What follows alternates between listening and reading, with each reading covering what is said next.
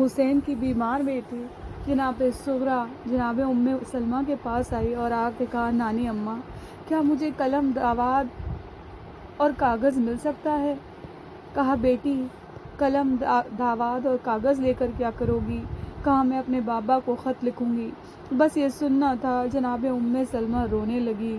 جیسے ہی جناب ام سلمہ کو روتے ہوئے دیکھا تو جناب صغرا نے کہا کیا نانی اماں آپ اتنے غربت میں آ گئے ہیں کہ آپ کے پاس کاغذ قلم دوات نہیں؟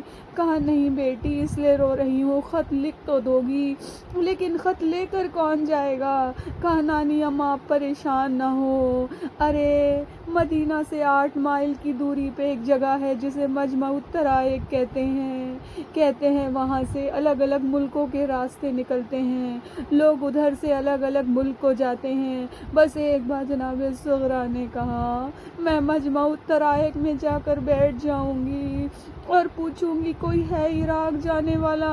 اگر کوئی عراق جانے والا ہے تو میرے بابا کا خط لے جائے۔ بس یہ سننا تھا۔ ام سلمہ پریشان ہو گئی، ارے کاغذ قلم دوات لا کر دیا، میری شہزادی نے خط لکھنا شروع کیا۔ میری شہزادی نے لکھا یہ خط مدینہ سے چل رہا ہے اور لکھنے والا وہ ہے جو اب ضعیف ہو گیا ہے۔ ارے اب شہزادی نے بتا دیا کہ اگر سب کے جانے کے بعد ارے میں ضعیف ہو گئی ہوں۔ پھر شہزادی نے کہا بابا آپ کے اوپر لاکھوں سلام، پھر کہا پھوپھی اماں آپ کے اوپر لاکھوں سلام۔ میری شہزادی ایک ایک کا نام لیتی جاتی اور سب کو سلام لکھتی جاتی۔ اس کے بعد شہزادی نے لکھا کہ اے بابا خالی گھر مجھے اب اچھا نہیں لگتا، سب کی مسندیں خالی ہیں۔ اب جب آخری کچھ جگہ بچ گئی تو میری شہزادی نے اپنے بھیا علی اصغر کو لاکھوں سلام لکھا اور کہا جو جو یہ خط پڑھ رہا ہے اور جس کو میں نے سلام لکھا ہے وہ سب ایک ایک بوسہ میرے بھیا اصغر کو میری طرف سے دے دے۔ لیجئے میری شہزادی نے خط لکھا، مجمع الطرائق پہنچی، پہلا دن پہنچی لیکن کوئی عراق جانے والا نہ ملا۔ ایسے کرتے کرتے 9 دن ہو گئے۔ جب 9واں دن تھا تو کنیزوں نے کہا شہزادی آپ کے پیروں پر چھالے پڑ گئے، اگر آج کوئی نہ ملا تو کل آپ وعدہ کریے پھر نہ آئیں گی۔ کہا نہیں آج مجھے یقین ہے کہ اب آج مجھے کوئی نہ کوئی مل جائے گا۔ بس ایک شخص اونٹ سے گزر رہا تھا، اسے آواز دے کر بلایا، اے بھائی تو کدھر جا رہا ہے؟ کہا میں عراق جا رہا ہوں۔ جیسے ہی سنا عراق جا رہا ہے کہا سن میرا خط لے جائے گا۔ کہا کس کو دینا ہے؟ کہا میرے بابا عراق میں کربلا میں تجھے ملیں گے۔ کہا کیا آپ کے بابا کا کیا نام ہے؟ کہا سب انہیں شاہ مشرقین کہتے ہیں، ان کا نام حسین ہے۔ کہا میں آپ کے بابا کو کیسے پہچانوں گا؟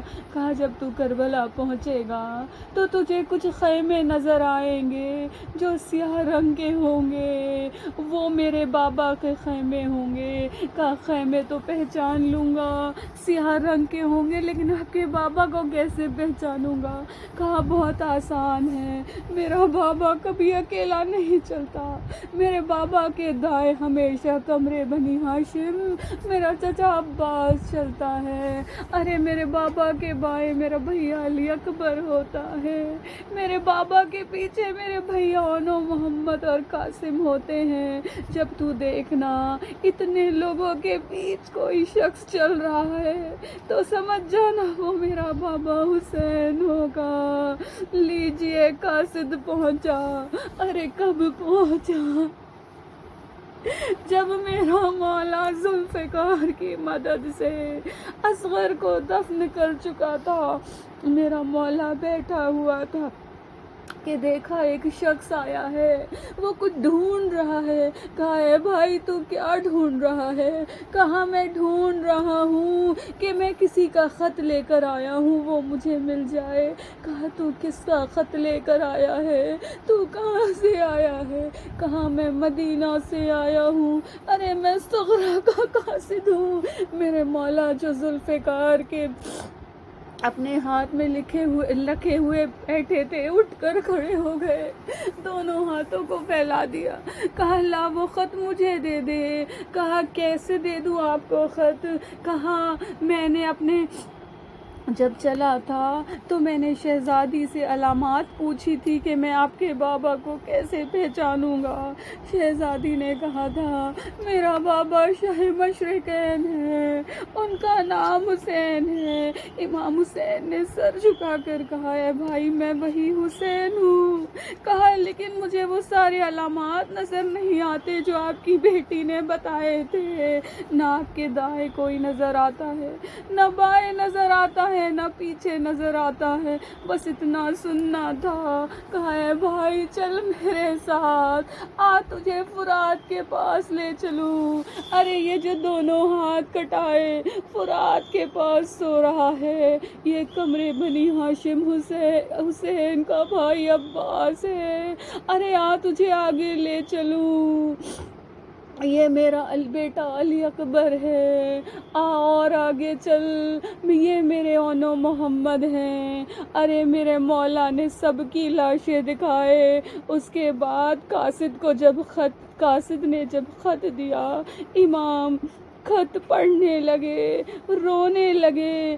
دیکھا جب خط پڑھتے پڑھتے نظر اٹھائی تو کیا دیکھا؟ قاصد خیمے کی طرف دیکھ رہا ہے، بس یہ دیکھنا تھا۔